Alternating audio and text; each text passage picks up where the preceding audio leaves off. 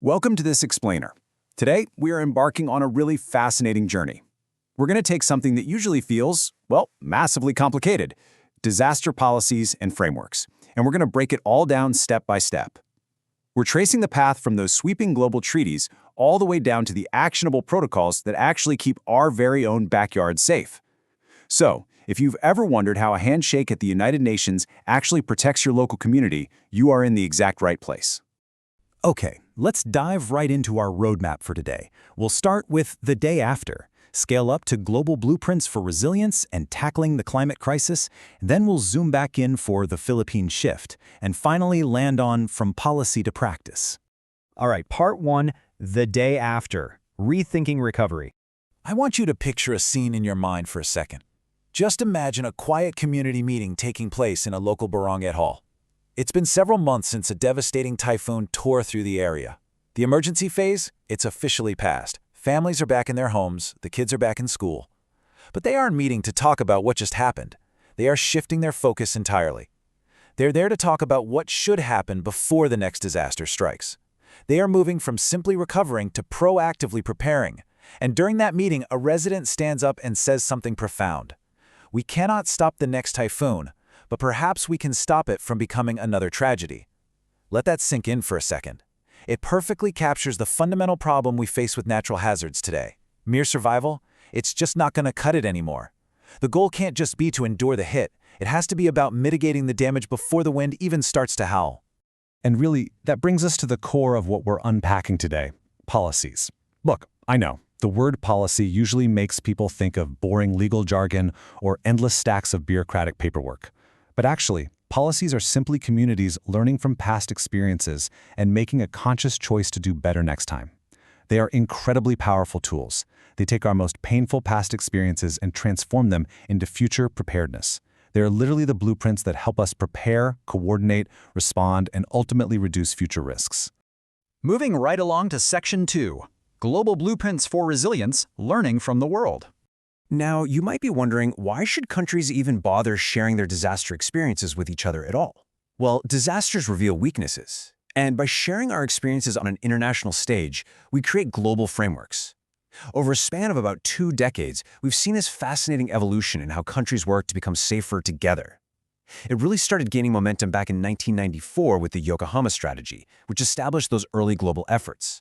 Then, a major milestone hit in 2005 with the adoption of the Hyogo Framework for Action in Kobe, Japan. That was a 10-year blueprint endorsed by 168 UN member states.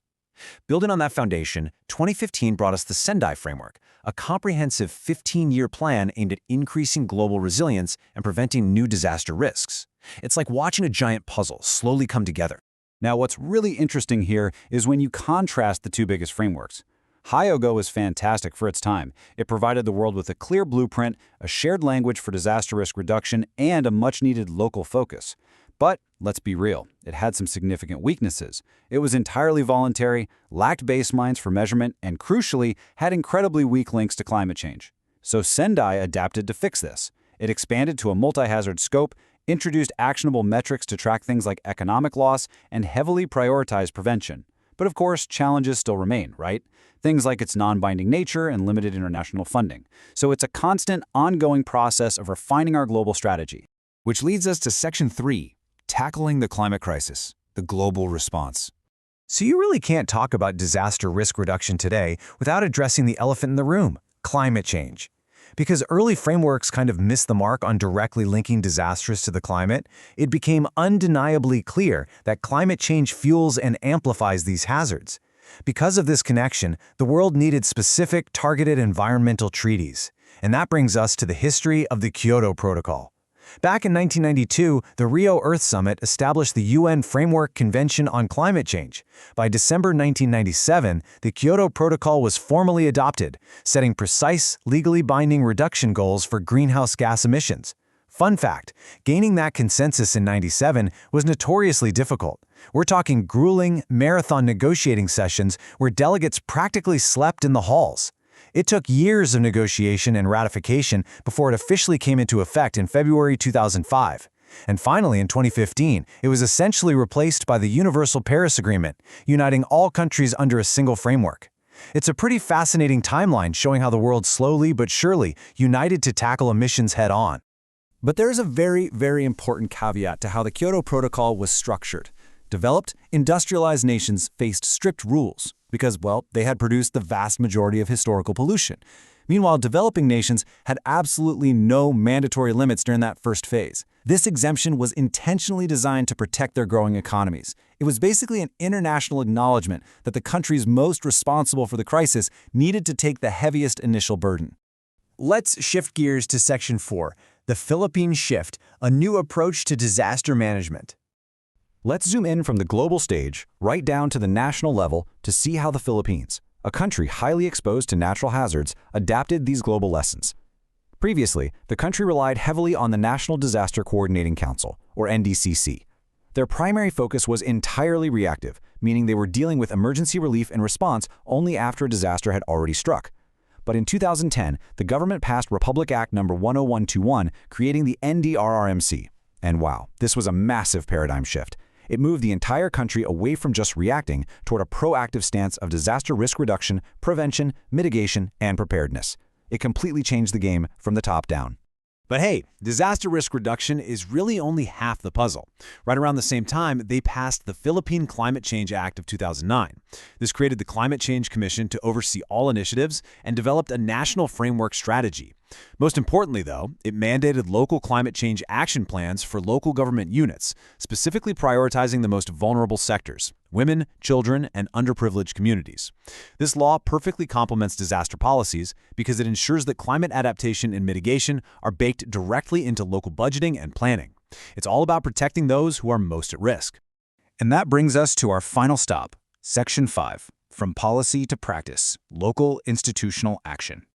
So, we've traveled from the United Nations down to national laws, but now we arrive at the micro-level resolution. Because here is the undeniable truth: a policy is completely useless unless institutions actually apply it in their daily operations. We're talking about school evacuation plans, hospital continuity plans, barangay disaster plans. Policies don't just exist to fill up filing cabinets, right? They only translate into safer communities through direct local action. True leadership doesn't just happen during the chaotic aftermath of a storm. True leadership is demonstrated long before the disaster ever strikes. It starts by asking 5 vital questions. What hazards actually threaten our specific institution? Who among us is most vulnerable? What resources do we currently have available? Who exactly is making the decisions during a crisis? And how will we ultimately recover? Listen, if an institution can't answer these 5 questions today, they are simply not ready for tomorrow. Once you have those answers, you build your protocol. Creating effective institutional action requires following an essential checklist. Steps 1 and 2 are foundational. You've got to conduct a rigorous risk assessment and establish an unbreakable communication plan. From there, for steps 3 and 4, you nail down your specific emergency response tactics and ensure you have strong inclusion measures for the vulnerable populations we just talked about. Finally, steps 5 and 6 secure the long term. Draft a solid recovery strategy and commit to continuous improvement, because risks are always evolving. This fluid strategy is exactly how you bridge the gap between yesterday's hard-learned lessons and tomorrow's safety. Which brings us to a provocative thought I want to leave you with today. What kind of future are we building? We have to remember that these policies exist because someone, somewhere, experienced a tragedy that taught society an incredibly important lesson. When we actively improve our policies, we honor those past experiences by protecting our future generations. Ultimately, the greatest success of disaster management isn't just surviving the next big event. It's ensuring that the next event causes significantly less harm, simply because we chose to prepare today. Thank you so much for joining me on this explainer. Keep asking those tough questions, keep refining those protocols, and stay safe out there.